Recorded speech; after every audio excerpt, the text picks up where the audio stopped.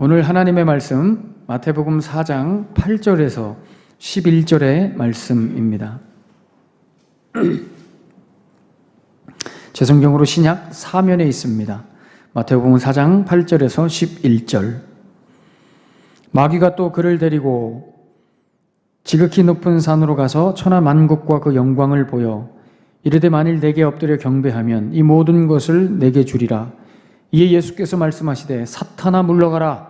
기록되었을 때 주 너의 하나님께 경배하고 다만 그를 섬기라 하였느니라. 이에 마귀는 예수를 떠나고 천사들이 나와서 수종드니라. 아멘. 우리는 지난 3주간 동안 우실 예성, 우리는 실패했지만 성공하신 예수님의 성공의 내용을 우리가 살펴보았습니다. 오늘은 마지막 시간, 마지막 이 마귀의 시험입니다.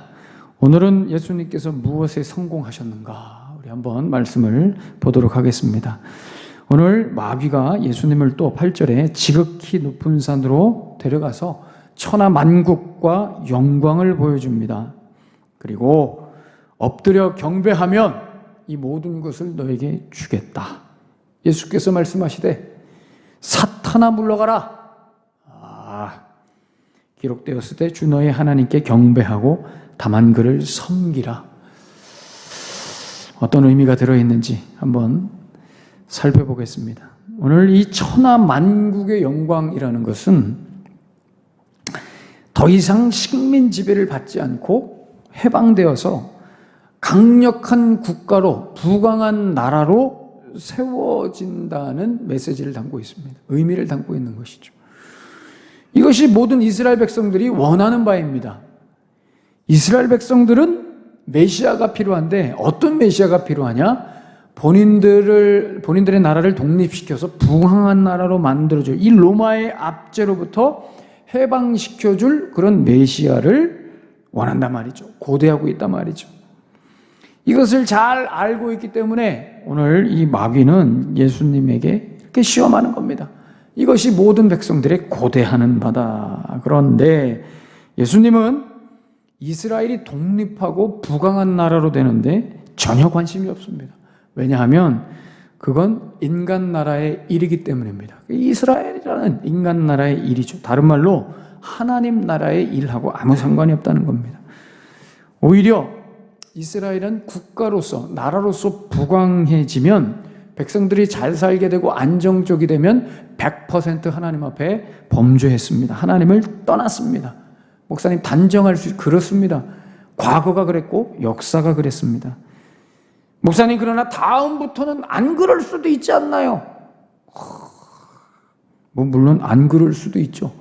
그러나 그렇다 할지라도 나라가 부강해지고 국가가 견실하게 서가서 백성들이 잘 먹고 잘 사는 거하고 하나님 나라하고는 전혀 상관이 없단 말입니다. 좀 예민한 이야기이지만 비슷한 원리가 지금 이 시기에도 좀 적용되지 않는가? 여러분, 우리가 코로나가 왜 빨리 끝나야 됩니까? 이런 질문 해보셨습니까? 이런 질문은 참 목사님 적절하지 않습니다. 빨리 끝나야지 무슨 코로나가 왜 빨리 끝나야 되냐니 그게 적절하지 않은 질문인 것 같습니다. 당연히 빨리 끝나야죠. 당연히 빨리 끝나서 우리가 다시 예전의 일상으로 돌아가야죠. 맞습니다. 여러분, 그럼 이렇게 한번 생각해 보시겠습니까? 우리가 돌아가야 할 일상은 어떤 일상입니까? 여러분 생각해 보셨습니까? 여러분들이 돌아가고 싶은 일상은 어떤 일상입니까? 우리가 돌아가고 싶은 일상이 만약 코로나로 인해서 그동안 누리지 못했던 모든 것들을 다시 누리게 되는 일상, 다시 단순히 그 정도의 일상의 회복을 위해서 코로나의 종식이 와야 된다면 이런 코로나의 종식을 하나님께서 또 원하실까? 코로나가 빨리 끝나야 하는 이유가 단순히 그동안 우리가 하지 못했던 것을 다시 하게 되는 것으로, 우리의 일상을 다시 사는 것으로 코로나가 종식되어야 된다면 이것이 하나님의 나라와 무슨 상관이 있는가? 코로나 끝나면 이제 그동안 못했던 거 쫙 해야죠. 그죠? 내 삶을 쫙 누려야죠. 만끽하고 여행도 좀 더 가고, 그동안 못했던 취미생활도 하고, 사람들도 밤늦게까지 만나고. 아이러니한 것은 말씀드렸지만 이 코로나 기간에 화정 로데오 거리 가면 8시, 밤 8시 이후에 굉장히 거리가 경건해집니다. 이 술집들과 이 모든 유흥시설들이 그죠? 모이지 못하니까 경건해지죠. 아이러니죠. 근데 이제 코로나가 끝나면 이제 다시 이 유흥시설들이 부흥하고 주의 백성들도 제가 가끔 가다가 이렇게 힐끗힐끗 보면 아는 분들도 이렇게 보이고 그래서 눈이 마주치면 자연스럽게 눈을 이렇게 피하는 그런 오묘한 그런 상황들. 코로나가 끝나면 다시 그런 목사님, 코로나가 계속돼야 된다는 말입니까? 그렇다는 것이 아니라 코로나가 끝나는 것으로 내 개인의 삶이 그동안 내가 누려왔던 것들을 다시 누리는 것만으로 돌아간다면 오늘 로마의 압제에서 벗어나 부강한 나라를 세우기 위해서 메시아가 필요한 이스라엘 백성들과 무엇이 다른가? 우리가 좀 생각해 볼 필요가 있다는 것이죠. 이렇게 사람들은 이런 메시아를 원하는 겁니다.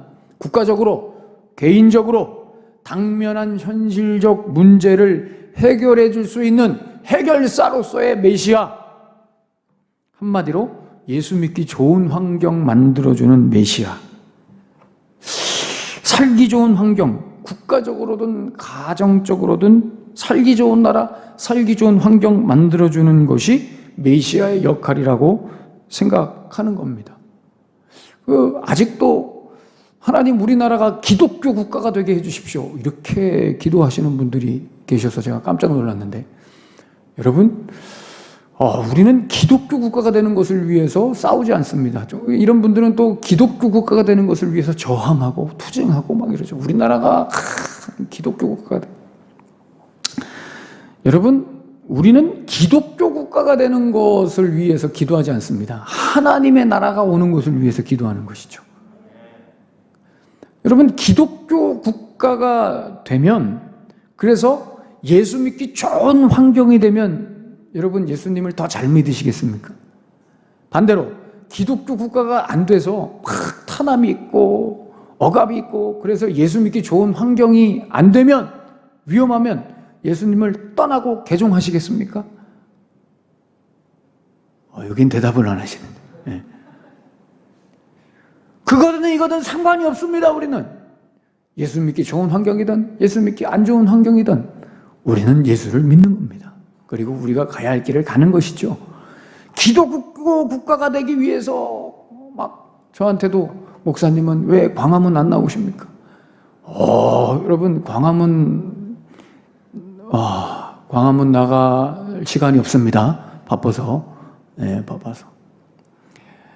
우리는 우리의 각자의 삶의 현실에서 하나님의 나라를 세워가는 것이지 예수 믿기 좋은 환경을 구축해 나가는 것이 우리의 믿음의 발휘가 아닙니다, 여러분.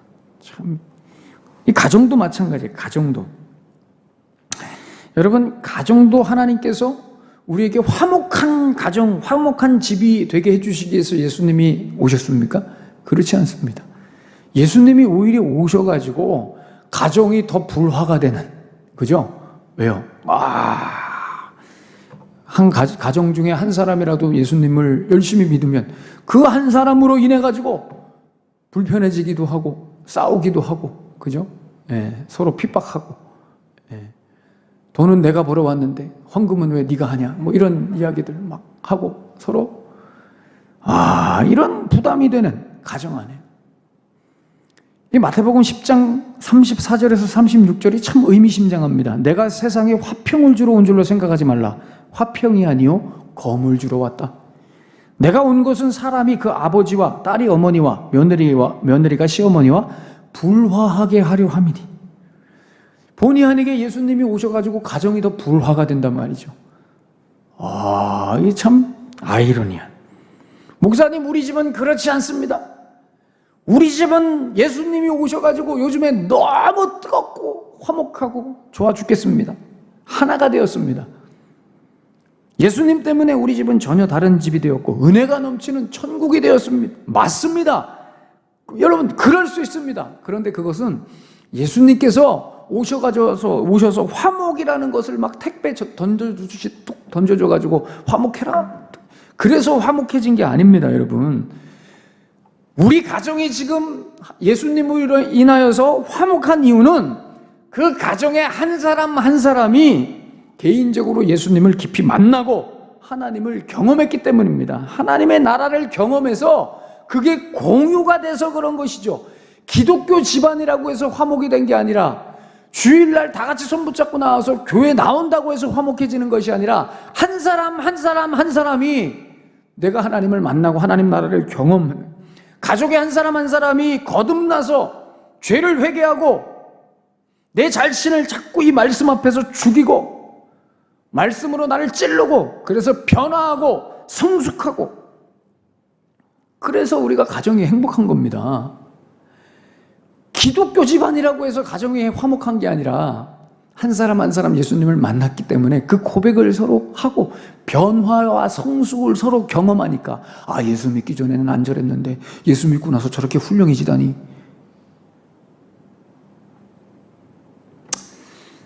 국가도 마찬가지고 예수님은 대한민국을 부강한 나라로 만들기 위해서 오시지 않았습니다. 대한민국을 잘 사는 나라로 만들기 위해서 예수님이 오시지 않았단 말이죠. 목사님, 우리가 예수 믿어서 이렇게 잘 살게 되지 않았습니까? 와, 참으로 위험하고, 이 신앙적으로 너무나 위험한, 여러분, 우리가 예수 믿어서 잘 살게 되었습니까? 이런 얘기 어디 가서 하시면 안 됩니다. 그럼 일본은 예수 믿어서 잘 삽니까? 이게 참 어려운, 예수 믿는 것과 잘 사는 것은 아무 상관이 없습니다, 여러분. 목사님 너무 그렇게 단정 짓지 마십시오. 제가 너무 단정을 잘 지어가지고. 여러분, 우리는 예수 믿어서 잘 살게 된 것이 아니라 예수님은, 그리고 잘 살게 하려고 우리를 예수 믿게 하신 게 아니라 예수님은 그저 이 대한민국에 하나님의 나라를 세우신 겁니다. 교회를 세우셨고요. 그 교회에 우리가 어렸을 때부터 다니면서 울고 웃고 찬송하고 하나님 헌신하겠습니다, 사명 감당하고 선교하고, 이 하나님의 나라를 대한민국 가운데 세우셔서 그 결과로 부스러기로 우리가 잘 살게 된 겁니다. 부스러기로, 여러분, 부스러기로. 이 부스러기도 하나님 것이죠. 맞습니다. 요한복음에 오병이어 사건이 나오잖아요. 오병이어 사건에 예수님께서 오병이어 다 먹이신 다음에 뭐 하라고 그러셨죠? 부스러기를 광주리에 모으라고 그러시잖아요. 그 왜 모으라고 하셨는지 궁금하지 않으셨나요? 그거 모으라. 왜 모아요? 그거 왜 모아요? 힘들게. 그렇습니다. 부스러기도 하나님 겁니다. 예수님 겁니다. 부스러기도 하나님이 주신 은혜인 거예요. 그래서 예수님 거 다 모으는 거예요. 우리가 잘 먹고 잘 살게 된 것은 하나님의 나라가 이 땅에 와서 그 한 사람 한 사람이 변화되고, 그죠? 그 하나님이 주신 복을 누리게 된 겁니다. 그 부스러기를 기억하셔야 돼요. 예수님은 부강한 나라, 부강한 국가, 행복한 가정을 만들어 주시기 위해서 오신 분이 아니란 말이에요. 그럼 예수님은 뭐 하러 오셨습니까?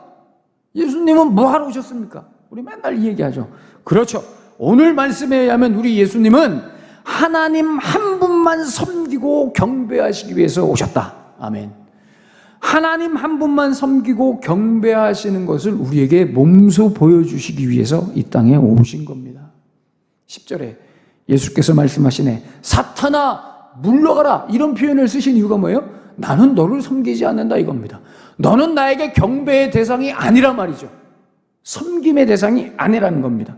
주 너의 하나님께만 경배하고 다만 그를 섬겨라. 여기서 우리는 오늘 하나님만 경배하고 하나님만 섬긴다는 말이 무언가를 살펴볼 것입니다. 이 말은 출애굽기 20장 3절에서 5절에 나오는 10계명의 첫 번째 계명을 인용한 것입니다. 너는 나 외에는 다른 신들을 내게 둘지 말라. 너를 위하여 새긴 우상을 만들지 말고 또 위로 하늘에 있는 것이나 아래로 땅에 있는 것이나 땅 아래 물속에 있는 것의 어떤 형상도 만들지 말며 그것들에게 절하지 말며 이것이 경배입니다. 그것들을 섬기지 말라. 나, 내 하나님 여호와는 질투하는 하나님인즉 나를 미워하는 자의 죄를 갚되 아버지로부터 아들에게로 3세대까지 이르게 할 것이다. 10계명 중에 첫 번째, 하나님만 경배하고 섬겨라. 하나님만. 경배와 섬김의 대상에 있어서 다른 어떤 것도 용납할 수 없다 이겁니다. 하나님만 경배하고 섬기고. 목사님 너무 그렇게 몰아붙이지 마십시오. 자꾸 눈치 보게 되고, 저도 여러분 눈치 보게 되고, 서로 눈치 보고 있어요. 하나님만 경배하고 섬겨라. 여러분, 하나님만 경배하고 섬겨라의 반대말이 뭔지 아십니까? 하나님을 안 섬기는 게 아닙니다. 하나님만 경배하고 섬겨라의 반대말은 하나님도 경배하고 다른 것도 경배하는 겁니다. 왜요? 여기서 중요한 포인트는 하나님만입니다. 하나님만 경배하고 섬기는 것. 그러니까 하나님도 경배하고 다른 것도 경배하고 하나님도 섬기고 다른 것도 섬기고 이것이 뭐라고요? 우상숭배. 이것도 섬기고 저것도 섬기고 이것도 경배하고 저것도. 목사님 저는 경배는 안 하는데요. 그거나 똑같습니다. 도찐 개찐 그거나 똑같습니다. 하나님도 경배하고.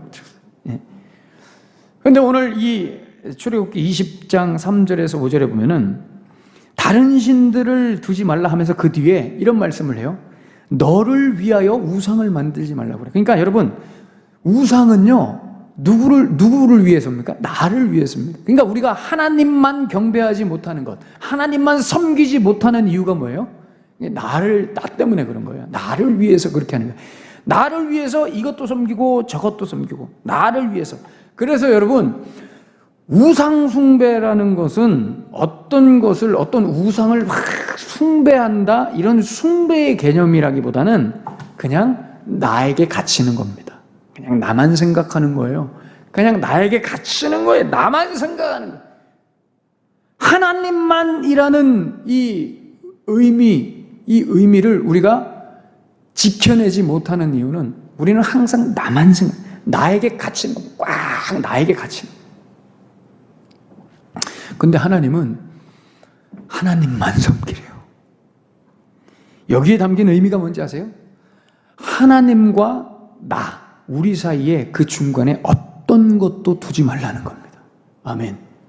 아멘의 타이밍인데 하나님과 나와 그 중간에 어떤 것도 두지 말라는 겁니다. 그것이 설사 나라 할지라도 그것이 설사 나와 관계된 어떤 문제나 아픔이나 어떤 것이라 할지라도 어떤 어려움이라 할지라도 하나님과 나 사이에 두지 말라는 거예요.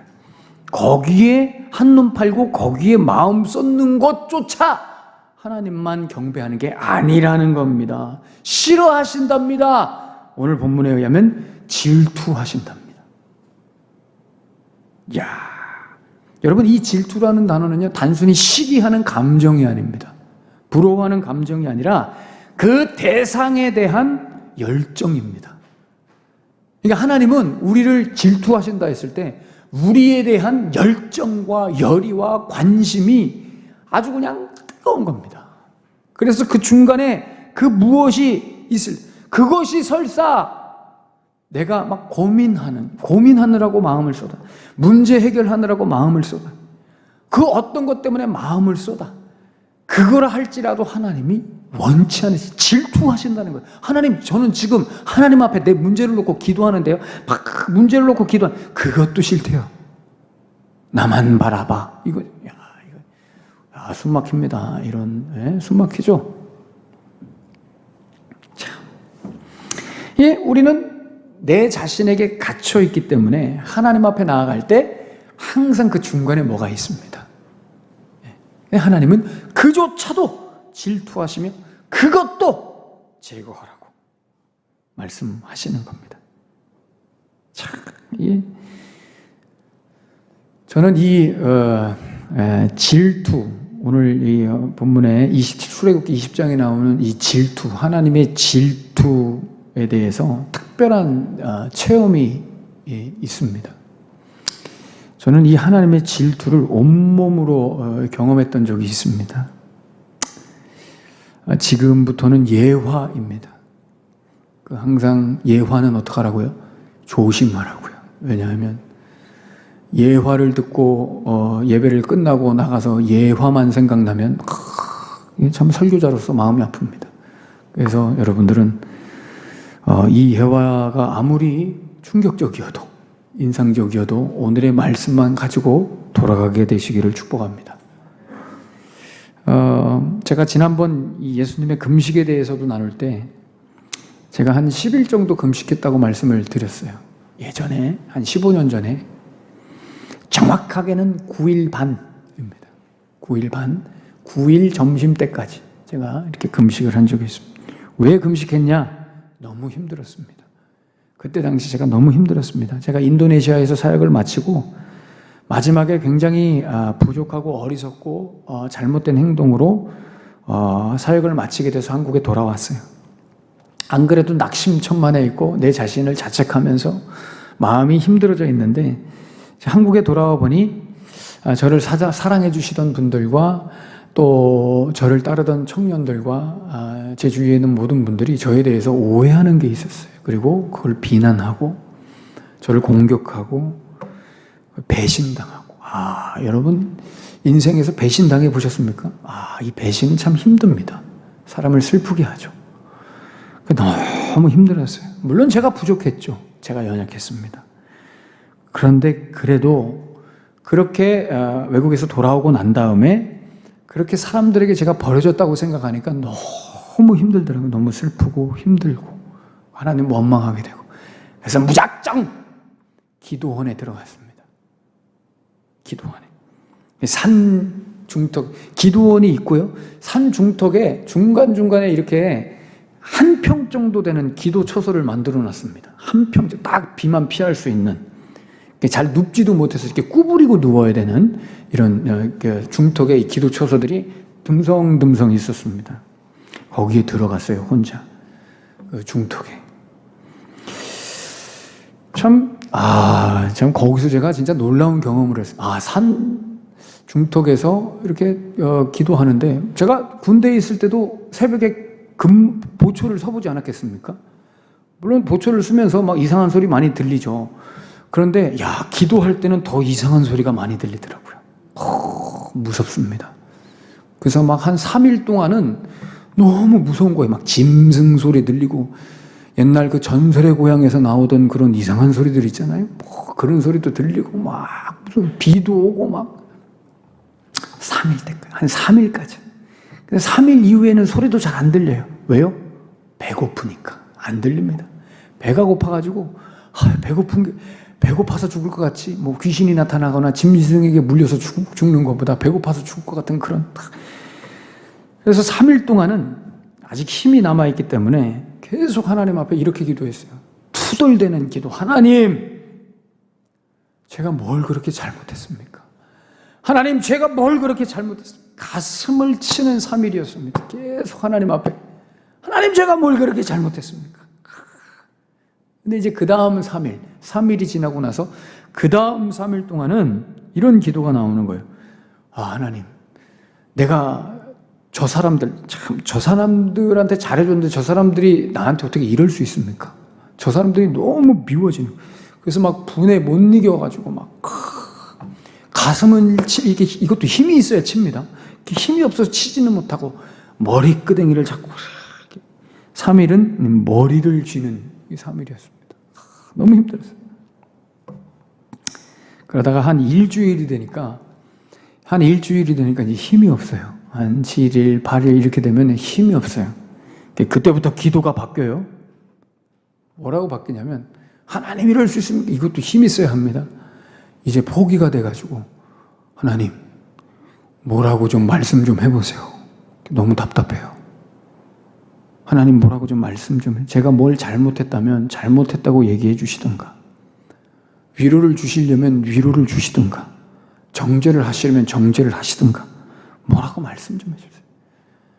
하나님 만나면 얼굴 대면하면 그 하나님의 거룩하심 앞에서 죽는다는데 죽어도 좋으니까 하나님 얼굴 대면하고 싶어요. 좀 보여주세요. 말씀해 주세요. 그런데 아무 말씀 없어요. 아무 말씀 없어요. 그렇게 7일, 8일, 9일 됐어요. 9일째 되는 날, 9일째 되는 날이죠. 특별한 제가 경험을 했습니다. 아직도 생생합니다. 그날따라 아침에 이렇게 앉아 있는데 아침 햇살이 너무 예쁜 거예요. 막 반짝반짝거리면서 아침 햇살이 나를 막 엄청 반겨주는 것 같아요. 거기서 제가 느꼈어요. 왜 이제 아침 햇살이 보이지? 지난 9일 동안은 단 한 번도 아침 햇살이 보이지 않았어요. 아침 햇살이 보입니다. 피부에 바람이 느껴집니다. 풀 냄새가 나요. 비로소 그때서야 아침 햇살이. 몸에 힘은 하나도 없어서 잘 걷지도 못하는데 신기한 것은 저의 시각과 청각과 후각은 더 예민한 거예요. 다시 회복되는. 그 전까지는 화나고 열받아가지고 눈에 뵈는 게 없습니다. 답답하고 아무것도 안 보이고 아무것도 안 들려. 근데 이제 보이는 거죠. 들리는 겁니다. 아침 햇살이 너무 예뻐서 계속 그 햇살을 보면서 이쁘다 이쁘다 이러고 있는데 그때 갑자기 하나님께서 갑자기 제 손을 이렇게 들게 하시더니 성경을 이렇게 잡게 하십니다. 에이 목사님 그런 게 어디 있습니까? 에이 그렇게 말씀하실까 봐 그냥 제가 갑자기 제 손이 이 성경책으로 이렇게 갔습니다.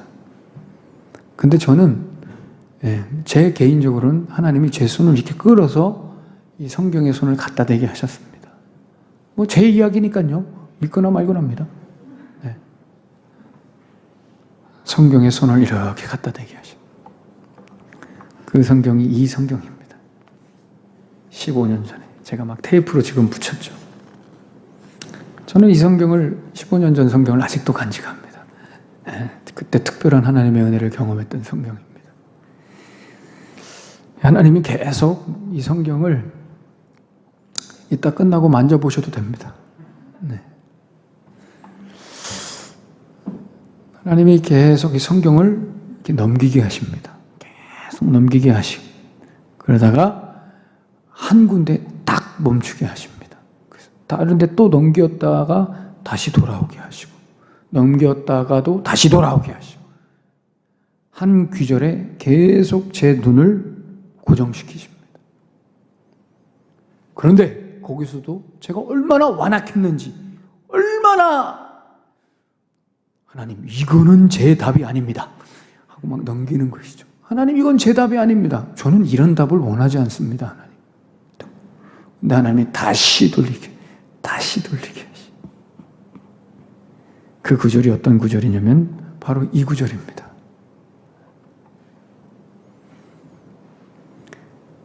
이 시각적 장면은 뭐 완벽하게 표현되진 않았지만 제가 그때 당시 제 눈으로 보였던 성경입니다. 저 부분만 질투하는 하나님인즉 저 부분만 반짝반짝 빛나고 다른 데는 하나도 안 보였습니다. 반짝반짝 질투하는 하나님. 처음에는 하나님 이게 제 답이 제가 원하는 답이 아니에요. 하나님. 제 아픔을 제 상황을 아시잖아요. 하나님 이게 제 답이 아니에요. 근데 하나님께서 계속 보게 하십니다. 계속 투덜대니까 하나님께서 드디어 서라운드 입체 음향으로 말씀을 하십니다. 내 안에 뭐라고 말씀하시냐면 왕규야 나는 네가 다른 데 마음을 쏟는 것이 싫다 이렇게 말씀하십니다.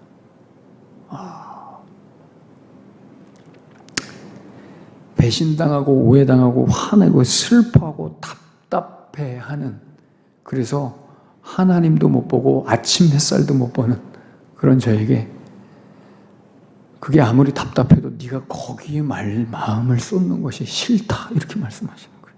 참 그러면서 이렇게 또 말씀하시는 거예요. 너 지금 굉장히 열받아 있고 힘든데 미안하지만 나는 너한테 누구니? 이렇게 질문하는 거예요. 하나님. 나는 너한테 누구니? 네 마음과 생각에 나는 어디 있니?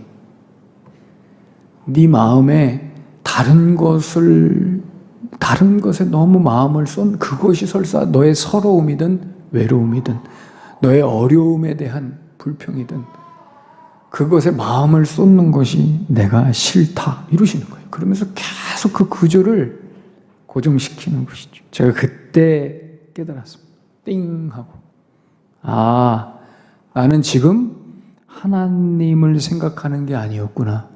하나님께 기도하는 것이 아니었구나. 내가 하나님만 경배하고 섬긴 것이 아니었구나. 그러면서 이게 확실해졌어요. 하나님은 질투하시는 하나님이시구나. 나에 대해서 질투하시는, 내가 다른 데 마음을 쏟는 것을 참을 수 없어 하시는구나. 그것이 설사 무엇이 되었든. 어떤 상황에서도 하나님만 바라보기를 원하시는구나. 제가 그때 참 많이 울었습니다. 처음에 기도할 때는 열받아서 답답해서 울었는데요. 그때는 하나님 앞에 너무 죄송해서 많이 울었어요. 너무 죄송해서. 사랑하는 여러분, 하나님만 경배하고 섬기시기를 축복합니다. 하나님만 경배하고 다른 말로 다른 데 마음 쏟지 마시고 하나님 앞에만 마음을 쏟게 되시기를 축복합니다. 하나님이 질투하세요. 이게 하나님이 질투하세요. 하나님은 우리가 다른 데 막 마음을 쏟아가지고 하나님 바라보지 않는 것을, 하나님과 교제하지 않는 것을 하나님은 질투하세요. 하나님은 하나님만 경배 받으시려고 우리를 부르셨대요. 그런데 하나님, 저는 그렇지 않습니다. 하나님, 24시간 저의 모든 일상에서 하나님만 경배하고 섬기 너무 숨막힙니다. 하나님, 저는 이것도 좀 하고 싶고 저것도 좀 하고 싶고 저는 여기다가도 좀 마음도 주고 싶고 이것도 좀 누리고 싶고 즐기고 싶고 걱정하지 마십시오. 하나님, 예배는 드리겠습니다. 제 수준 내에서 헌신하겠습니다. 그러니까 너무 쪼우지 마세요. 압박하지 마세요. 하나님이 싫으시답니다. 하나님만 경배하고 섬기시랍니다. 어떻게 하시든 여러분들의 각자의 선택이십니다. 그러나 분명한 사실은 하나님은 자기 백성들에게 질투하신다는 겁니다. 어떤 상황에서도 하나님만 경배하기를 원하신다는 거예요.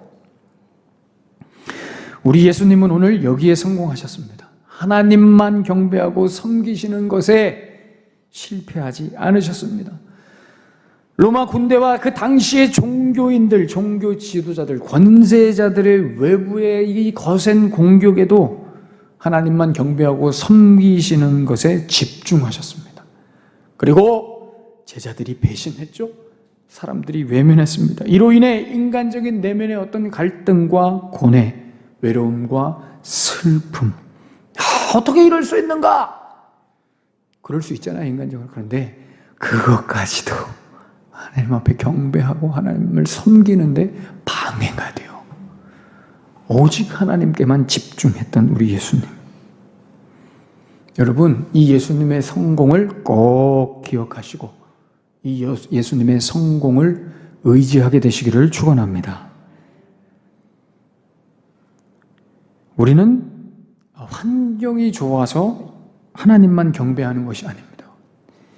예배할 수 있는 환경이 되고 예수 믿기 좋은 환경이 돼서 그리스도인으로 사는 것이 아닙니다. 어떤 상황에서도, 오히려 어떤 환경에서도 그것이 외부의 공격이든 압박이든 내부의 어떤 고민이든 갈등이든 염려든 걱정이든 두려움이든 불안이든 어떤 상황이라도 우리는 하나님만 경배하고 예배해야 됩니다. 섬겨야 됩니다.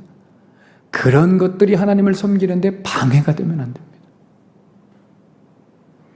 왜요? 하나님이 우리를 질투하십니다.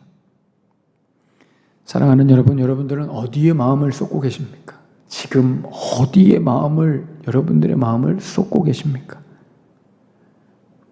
하나님께만 여러분들의 마음을 쏟으십시오.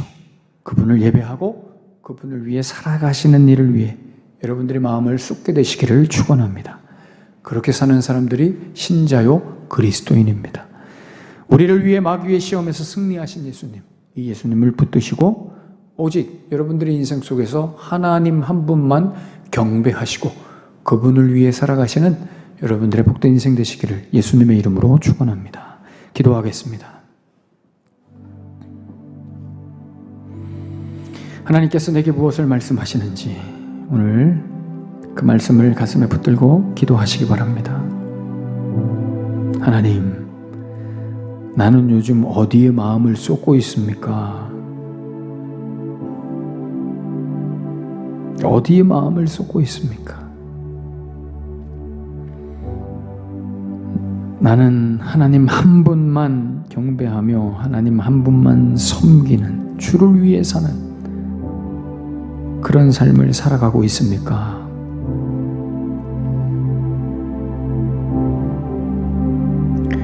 예수께서 말씀하시되 사탄아 물러가라 기록되었을 때 주 너의 하나님께만 경배하고 다만 그를 섬기라. 예수님도 많이 힘드셨습니다. 그 40일 동안의 굶주린 상태에서 아무도 없는 그 최악의 상황 속에서도 예수님은 이 고백을 놓지 않으셨습니다. 오직 하나님만 경배하라. 오직 하나님만 섬기라. 하나님, 우리는 실패하지만 우리 예수님은 성공하셨습니다. 이 예수님의 성공을 가슴에 담고 부족하지만 실패하지만 살고 싶습니다. 하나님 도와주시옵소서. 우리 뜨겁게 하나님 앞에 우리 기도하며 나아가겠습니다. 하나님, 주님, 아버지,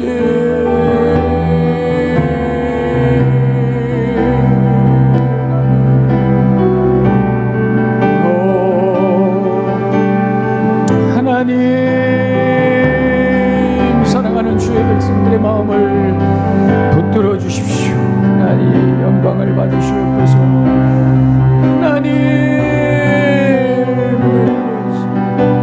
하나님, 질투하시는 하나님, 하나님, 하나님,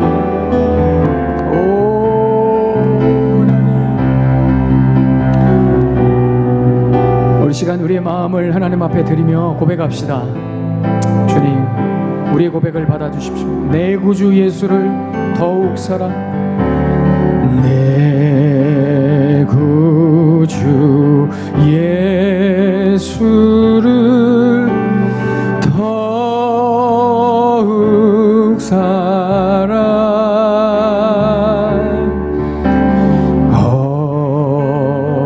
엎드려 비는 말 들으소서. 내 진정 소원이 내 구주 예수를 더욱 사랑, 더욱 내 진정 소원이, 내 진정 소원이 내 그 주님만 더욱